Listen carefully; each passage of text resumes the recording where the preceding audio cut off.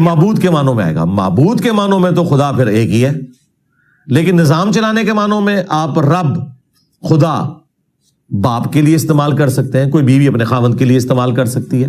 باپ کے لیے استعمال کر سکتے ہیں، کوئی بیوی اپنے خاوند کے لیے استعمال کر سکتی ہے. تو یہ سرکمسٹانسز بتائیں گے یہ لفظ کس لیے استعمال ہو رہا ہے. لیکن یہ جو مجازی خدا والا ہے ہمارے یہاں کہ یہ شوہر تمہارا مجازی خدا ہے، یہ کلمہ کفر تو نہیں ہوگا پھر؟ کلمہ کفر ہے، کلمہ کفر ہے، کلمہ کفر ہے.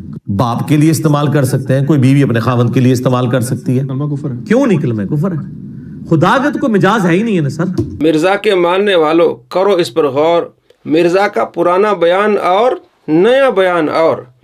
پرانے بیان کے مطابق اس سے سوال ہوتا ہے کہ کیا عورت اپنے شوہر کو مجازی خدا کہہ سکتی ہے؟ کہتے ہیں نہیں، کفر ہے. اور نئے بیان میں کہہ رہے ہیں کہ شوہر کو بیوی خدا بھی کہہ سکتی ہے نظام چلانے کے معنی میں. پہلے نظام نہیں چلتا تھا، پہلے فتویٰ تھا کہ وہ کافر ہے، عورت کافر ہے جو شوہر کو مجازی خدا کہے. اور اب کہہ رہا ہے کہ نہیں جناب وہ کہہ سکتی، بلکہ ڈائریکٹ خدا بھی کہہ سکتی ہے. یہ تبدیلی کیوں آ رہی ہے؟ یہ علماء کی محنت سے تبدیلی آ رہی ہے کہ اس کے زبان سے کلمہ کفر نکل رہے ہیں. جب علماء اس کو جواب دیتے ہیں یہ برداشت باہر ہو جاتا ہے، کلمہ کفر بکنے لگ جاتا ہے. اس نے کلمہ کفر بکا کہ جنت میں منی خدا ہوں گے. اللہ تعالیٰ فرماتے ہیں مجھے یہ 60 سال کی زندگی دے گو، میں تمہیں منی خدا بنا دوں. نعوذ باللہ من ذالک، منی خدا بنا دوں. تو یعنی کروڑوں خدا جنت میں ہوں گے. یہ اس کا بنیادی عقیدہ ہے. جس کا عقیدہ منی خدا کا ہو یہ مسلمان نہیں ہو سکتا، یہ کسی مشرک کی اولاد ہو سکتا ہے. ذرا دیکھیں کہ ایک خدا جو ساری قدرتوں کا مالک ہے اور وہ اکیلا اور یکتا ہے، وہ آپ کو یہ آفر دیتا ہے کہ صرف یہ 60 سال کی زندگی مجھے دے دو تو میں بھی میں ایک منی خدا بنا دوں گا. جو کوالٹیز گاڈ کے پاس ہے، گاڈ کی کوالٹی کیا ہے؟ کن فیکون. جب کسی چیز کا ارادہ کرتا ہے وہ ہو جاتی ہے. تو جنت میں جنتی کیا ہوگا؟ یہی ہوگا، جب وہ ارادہ کرے گا وہی چیز اس کے سامنے آ جائے گی. جنتیوں کو خدا بنا دیا کہ جب وہ ارادہ کریں گے وہ چیز ان کے سامنے آ جائے گی. تو بنا تو نہیں سکیں گے نا. جو چیزیں موجود ہوں گی عام ہیں، ارادہ کی وہ سامنے ہیں، لیکن اپنی طرف سے خدا کی طرف کوئی چیز بنا نہیں سکیں گے. بخاری شریف میں حدیث ہے ایک آدمی اللہ تبارک و تعالیٰ سے اجازت مانگے گا، استاذنا، اپنے رب سے اجازت مانگے گا یا اللہ میرا دل کرتا ہے کہ میں کھیتی باڑی کروں. اللہ تبارک و تعالیٰ فرمائے گا کہ یہاں کوئی کمی ہے؟ کہتا ہے میرا دل کرتا ہے. تو اللہ تبارک و تعالیٰ اجازت دے گا تو منٹوں میں جب وہ بیج ڈالے گا تو کھیتی لہلائے گی، وہ کٹ بھی جائے گی. تو اللہ تبارک و تعالیٰ سے اجازت مانگے گا، بغیر اجازت کی وہ کھیتی نہیں اگا سکتا. اگر وہ خدا ہے، ارادہ کرے گا وہ چیز ہو جاتی ہے، تو اپنی طرف سے کیوں کھیتی نہیں اگا سکتا؟ مطلب جو چیزیں موجود ہوں گی وہ قریب آ جائیں گی جیسے ارادہ کرے گا، لیکن کوئی چیز بنا نہیں سکے گا. بنانے والا خدا ہے. اور یہ ساری جو جنت میں مخلوق ہوگی وہ خدا نہیں ہوگی. یہ عقیدہ رکھنا کہ منی خدا ہوں گے یہ کفری عقیدہ ہے، مشرکوں کا عقیدہ ہے، یہ خود مانتا ہے. ذرا دیکھیے مشرکین عرب سے یہ غلطی ہوئی کہ انہوں نے کہا یہ چھوٹے آلہہ ہیں، چھوٹے خدا ہیں اور ان کا مالک بھی اللہ ہی ہے، لیکن خدا کا لفظ بول دیا آلہہ. انہوں نے ان چھوٹے آلہہ سے بھی بڑا درجہ دیا ہوا ہے اپنے ان بابوں کو جو مر چکے ہوئے قبروں میں پڑے ہوئے. دیکھا آپ نے، مشرکوں سے غلطی یہ ہوئی ہے کہ انہوں نے آلہہ بنایا، چھوٹے خدا بنائے. اس نے مان لیا کہ یہ مشرکوں کا عقیدہ ہے کہ مشرک اپنے بتوں کو چھوٹے خدا کہتے تھے. آگے مسلمانوں پر تہمت لگائی کہ یہ بھی اللہ کے ولی کو خدا مانتے ہیں. جھوٹے پر اللہ کی لعنت ہو اور کروڑا لعنت ہو. اہل سنت کا عقیدہ یہ ہے کہ مخلوق میں کسی کو ہم خدا نہیں کہہ سکتے. اعلیٰ حضرت رحمۃ اللہ علیہ سے سوال ہوا کہ ایک بندہ حضرت علی کو خدا کہتا ہے، فرمائے وہ کافر ہے. فتویٰ رضویہ جلد 14 صفحہ نمبر 277 کہ وہ کافر ہے جو حضرت علی کو خدا کہتا ہے. تو جو حضرت علی کو خدا کہ وہ کافر ہے، باقی چیز تو ہے ہی نہیں. اللہ کے ولیوں کا درجہ حضرت علی سے نہیں ہے بڑا، تو حضرت علی کو جو خدا کہے گا وہ کافر ہے. فتاوی رضویہ جلد 14 صفحہ نمبر 277. اور علامہ شریف الحق امجدی رحمۃ اللہ علیہ سے پوچھا گیا کہ ایک مستانہ ہے جو ایک ولی کو خدا کہتا ہے، تو آپ نے فرمایا یہ شرک ہے، وہ بندہ کافر ہے اور مشرک ہے. یہ اہل سنت کا عقیدہ ہے.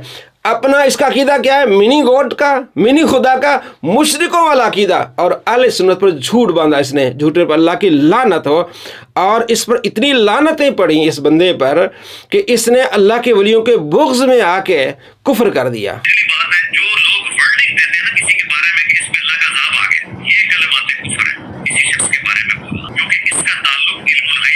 آج کی ڈیٹ میں چونکہ پیغمبر وقت دنیا میں موجود نہیں ہے، لہٰذا کوئی بھی آنے والی تکلیف جو ہے اسے آپ قطعاً عذاب الہی نہیں کہہ سکتے، کیونکہ یہ خالصتاً علم الغیب سے تعلق رکھنے والی چیز ہے جو کہ صرف پیغمبر کے ساتھ خاص ہے۔ اولاد میں منگولا دیا، ہاں تو صوفی بھی منگولا نے وڈے، اللہ کی طرف سے عذاب بن کے نازل ہوئے منگول، اور باقی عذاب الہی مسلمانوں کے اوپر نازل ہوئے۔ منگولوں کی اولاد ہے، ان کو پتہ نہیں ہے منگولاں دے ہاتھ لگے نے، تو سارے بابے منگولاں نے وڈے ہوئے نے، جتنے اولیاء اللہ نے۔ کوئی بابا فرید الدین عطار جس کو 627 ہجری میں منگولوں نے کاٹ کے رکھ دیے، ان کے سارے بابا صوفی بھی منگولا نے وڈے، اللہ کی طرف سے عذاب بن کے نازل ہوئے منگول۔ جو لوگ ورڈنگ دیتے ہیں نا کسی کے بارے میں کہ اس پہ اللہ کا عذاب آ گیا، یہ کلمات کفر ہے کسی شخص کے بارے میں بولنا۔ جی دوستو، آپ نے دیکھا اپنے فتوے سے کافر ہوتا ہے، یہ کہتا ہے کسی کے بارے میں ہم ورڈنگ نہیں دے سکتے کہ اس پر عذاب آیا ہے، کیونکہ وہی منقطع ہو گئی ہے، وہی کا سلسلہ ختم ہو گیا ہے، کسی پر عذاب کا آنا وہی سے معلوم ہوگا۔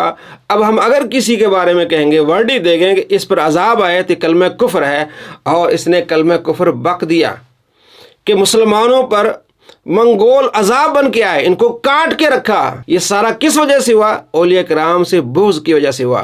اللہ تبارک و تعالیٰ فرماتے ہیں حدیث قدسی بخاری شریف 6502، من عادی لی ولی فقد آذنت بالحرب، جس نے میرے ولی سے عداوت رکھی اس سے میرا اعلان جنگ ہے۔ اعلان جنگ ایسے اللہ تبارک و تعالیٰ کی طرف سے ظاہر ہوا کہ اپنے فتوے میں پھنس گیا اور کفر کر بیٹھا۔ ایسے کافر سے بچے جو اپنے فتوے سے کافر ہو جاتا ہے۔ اللہ کے نبی صلی اللہ تعالیٰ علیہ وآلہ وسلم فرماتے ہیں، ابو داؤد شریف حدیث 5116، لوگ اپنے فوت شدہ آبا و اجداد پر فخر کرنے سے باز آ جائیں۔ یہ فخر کر رہا ہے ہم منگولوں نے، لا حول ولا قوت، ان کافروں پر فخر کر رہا ہے کہ ہم منگولوں نے ان کو کاٹ کے رکھا ہے۔ اللہ کے نبی فرماتے ہیں فخر کرنے سے باز آ جاؤ، وہ تو دوزخ کا کوئلہ بن گئے۔ حدیث پاک میں آپ صلی اللہ تعالیٰ علیہ وآلہ وسلم فرماتے ہیں کہ بے شک اللہ نے آبا اجداد پر تمہارے جاہلی فخر و غرور کو ختم کر دیا ہے۔ اللہ کے رسول منع فرماتے ہیں، اللہ نے جاہلی نسب پر فخر کرنے سے منع کر دیا، ختم کر دیا۔ کہتا نہیں میں منگول ہوں، ہم منگولوں نے کاٹ کے رکھا ہے۔ یہ ساری لعنتیں، یہ سارے کفر کیوں قبول کر رہا ہے؟ اللہ کے ولیوں سے دشمنی رکھ رہا ہے، جس کا نعرہ ہی یہ ہے کہ باب شے کوئی نہیں ہے، تو اللہ تو فرماتا ہے میں ان کے ہاتھ بن جاتا ہوں، میں ان کی زبان بن جاتا ہوں، میں ان کے پاؤں بن جاتا ہوں، میں ان سے محبت کرتا ہوں۔ تو اللہ ان سے محبت کر رہا ہے، اور یہ شیطان آدمی کہہ رہا ہے کہ باب شے کوئی نہیں ہے۔ تو اللہ تبارک و تعالیٰ کی اس پر ایسی لعنت پڑی کہ اپنے فتوے سے کافر ہوتا ہے۔ ایسے کافروں سے بچیں، اور جو اس کے ساتھ مل جاتے ہیں وہ کافر اور مرتد ہو جاتے ہیں۔ ایسی اس کی گندی تعلیم ہے، گستاخانہ تعلیم ہے، ذرا دیکھیے۔ چلو پیسے لے لو، تینوں ہور پیسے دینا میں، جننے تسی کہو، اپنے نبی نو ایک گال کٹ دو۔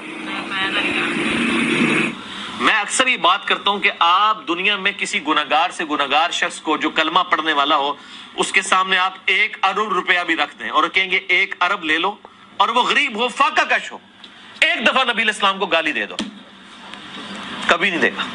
چلو پیسے لے لو، تینوں ہور پیسے دینا میں، جننے تسی کہو، اپنے نبی نو ایک گال کٹ دو۔ مجھے آپ بتائیں یہ تعلیم دینے والا مسلمان ہو سکتا ہے کہ کسی کو 1 ارب بھی دے دو نبی کو گالی نہیں دے گا، اور اس کے چھوکرے گلیوں میں جا کے، بازاروں میں جا کے لوگوں کو کہتے ہیں کہ نبی کو گالی دو، ہم تمہیں پیسے دیتے ہیں۔ لا حول ولا قوت الا باللہ۔ کیا یہ مرتد نہیں ہوئے؟ کیا یہ کافر نہیں ہوئے؟ صابر کریمی اس لڑکے کا نام ہے، اس کا چینل ہے یوٹیوب پہ صابر کریمی۔ اس نے یہ ویڈیو اپلوڈ کی اپنے بابے سے متاثر ہو کر، مرزا سے متاثر ہو کر، اور اس پر 66,000 ویوز تھے، اور کئی کمنٹس تھے نیچے مرزا کے چیلوں کے جو اس کے چینل چلاتے ہیں، سب اس کو اپریشیٹ کر رہے تھے کہ بہت اچھا کام کیا، ہمارے بابے کی تعلیم آگے بڑھا رہا ہے، وہ تو جہنم میں گیا ہمیں بھی لے کے جا رہا ہے، ہم بھی تمہارے ساتھ آ رہے ہیں۔ تو ایسے لوگ جہنمی ہیں جو نبی صلی اللہ تعالیٰ علیہ وآلہ وسلم کی گستاخی کریں اور لوگوں کو کہیں کہ تم نبی کو گالی دو۔ کیا کوئی مسلمان سوچ بھی سکتا ہے؟ نہیں، یہ لوگ کر رہے ہیں۔ ایسے غداروں سے بچیں، نبی کے غدار ہیں، نبی کے گستاخ، ایسے گستاخوں سے بچیں، اپنے ایمان کی حفاظت کریں۔ اگر آپ ان سے متاثر ہو گئے، یہ ہمارا تجربہ ہے کہ وہ بندہ کہیں کا نہیں رہتا، دنیا میں ایک کافر اور مرتد اور مشرک بن جاتا ہے، جیسے کہ اس کا بنیادی عقیدہ منی خدا، اور اس نے چیلوں کو سکھایا کہ نبی صلی اللہ تعالیٰ علیہ وآلہ وسلم کو گالیاں دلواؤ، نعوذ باللہ من ذالک، الامان والعافیت۔ ایسے شیطانوں سے اپنے ایمان کو بچائیں اور اپنی نسلوں کے ایمان کو بچائیں۔ असरफ उम्मुल उलूम व नहव अबूहा। अरबी में मकूला है, सरफ उलूम की माँ है, नहव उसका बाप है। बग़ैर माँ के बच्चा पैदा नहीं होता। तो कुरान और हदीस को समझने के लिए इल्म सर्फ का जानना बहुत ज़रूरी है। बग़ैर इल्म सर्फ जाने आप कुरान का तर्जमा नहीं कर सकते, हदीस पाक का तर्जमा ख़ुद से नहीं कर सकते। तो ये इल्म आपको बताएगा कि कुरान पाक इस लफ्ज़ का माना माजी का किया जाएगा, हाल का या मुस्तकबिल का किया जाएगा। तो इस इल्म को जानना बहुत ही ज़रूरी है। तो 28 रोज़ा इल्म सर्फ का दौरा हम करवा रहे हैं, जिसमें आपको बहुत ज़्यादा फ़ायदा होगा। इसमें आप शामिल हों। पहली रमज़ान से 28 रमज़ान तक ये दौरा चलेगा। दोपहर 2:40 से शाम 4:10 तक की क्लास होगी, इसमें आप शामिल हों। 2000 रुपये इसकी फ़ीस है। मुस्तहिक तलबा तलबात के लिए इसमें खुसूस रियायत होगी। मेल फीमेल, मुल्की गैर मुल्की, हर वो मुसलमान जो उर्दू समझता है, बोलता है, लिखता है, वो इस कोर्स में शामिल हो सकता है। गूगल मीट पे ये लाइव क्लास होगी। मज़ीद तफसील आप इस थंबनेल में देख लीजिएगा। अस्सलामु अलैकुम रहमतुल्लाहि व बरकातुहू।